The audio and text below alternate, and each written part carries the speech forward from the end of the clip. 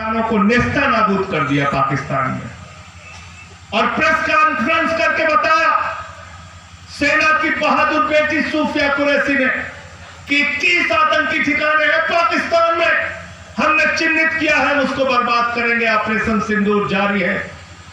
हमने भी 1994 का प्रस्ताव बार बार पढ़ा जिसमें लिखा था पीओके पर हमारा कब्जा होगा, पीओके हमारा है, पीओके हमको मिलना चाहिए।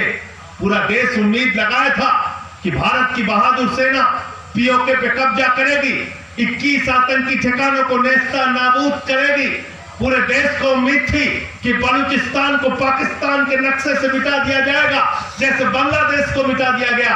लेकिन इसी बीच भारत के प्रधानमंत्री ने अपने दोस्त का व्यापार बचाने के लिए भारत का स्वाभिमान, देश का स्वाभिमान ट्रंप के सामने गिरवी रखने का काम किया। इस धोखे के लिए हम लोग उनको कभी माफ नहीं करेंगे, ये बात भी जनता को बतानी होगी। कह रहे हमारे नस नस में सिंदूर बह रहा है। हमने कहा तुम्हारे नस नस में नौटंकी बह रही है। पहले एक फिल्म आई थी सौदागर, दिलीप कुमार और राजकुमार की। अभी नई फिल्म आई है नरेंद्र मोदी की, सिंदूर के इसमें हीरो कौन है, विलियन कौन है, कॉमेडियन कौन है? तो हीरो, विलियन, कॉमेडियन सब मोदी की। सिंदूर के सौदागर, इन बेईमानों से कभी राष्ट्रवाद की उम्मीद मत करना। हिमांशी नरवाल जिसका पति सेना में था, पहलगाम में शहीद हो गया, और उस हिमांशी नरवाल ने सिर्फ इतना कह दिया कि इस देश में हिंदू मुसलमान के बीच में नफरत मत फैलाओ। भारतीय जनता पार्टी के कार्यकर्ताओं ने उस सेना के अधिकारी की विधवा को मां बहन की भद्दी भद्दी गालियां दी, ट्विटर पर अपमानित किया। ये राष्ट्रवादी कभी नहीं हो सकते। इन्होंने सेना की बहादुर बेटी सूफिया कुरैशी को आतंकवादियों की बहन कहा। जिस बेटी ने भारत के स्वाभिमान और सम्मान की लड़ाई लड़ने का काम किया, उसको आतंकवादियों को बहन कहने वाले भारतीय जनता पार्टी के लोग देश के गद्दार हो सकते हैं, ये कभी राष्ट्रवादी नहीं हो सकते, याद रखना। ये राष्ट्रवादी, ये किसी के सगे नहीं है। विक्रम मिश्री जो विदेश सचिव है, उनकी बेटी के बारे में अपशब्द बोलते हैं, इनसे सावधान रहना। और बहुत अच्छा हुआ कि घर घर सिंदूर का कार्यक्रम नहीं चलाया इन लोगों ने, नहीं तो नीलम यादव सब तैयार बैठी थी, हमारी बहनें ये सब तैयार बैठी थी, रेखा ओखा जी। अगर एक भाजपाई लुच्चा लफंगा कोई आ जाता घर पे सिंदूर बांटने के लिए, तो सिंदूर तो बाद में मिलता, पहले चेहरा लाल करके वापस भेजा जाता नहीं जाता? बताओ। अरे सिंदूर का महत्व तो समझो मोदी जी, तुम्हें क्या पता, तुमको क्या मालूम? आप घर घर सिंदूर भिजवा रहे हैं। सिंदूर अपने पति की लंबी उम्र की कामना के लिए अपने मांगों में महिलाएं भरती हैं, वो उनका सम्मान है, स्वाभिमान है, गौरव।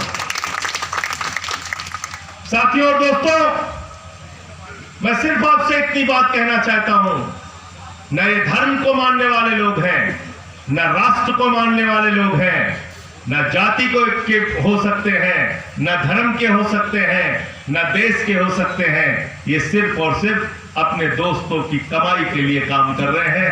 इसलिए इनके खिलाफ हम सबको एकजुट होना है, एक साथ रहना है, पार्टी के संगठन को गांव-गांव तक पहुंचाने का काम करना है, और इस संगठन का विस्तार करके उत्तर प्रदेश का पहला लक्ष्य हमारा है 2026 का पंचायत चुनाव, उसमें बढ़िया प्रदर्शन करना है, सेमीफाइनल को जीतने का काम करना है। ये इस काम के उद्देश्य के लिए आप लोग जुट जाइए।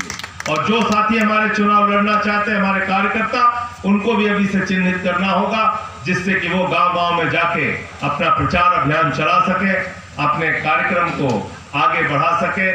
और मैं अंत में आप सबसे एक ही बात कहना चाहता हूं कि इस बार जिस तरह से आप लोग मेहनत कर रहे हैं, रुकना नहीं, पीछे नहीं हटना, बैठना नहीं, और जो नेताजी का नारा था, आराम आराम आराम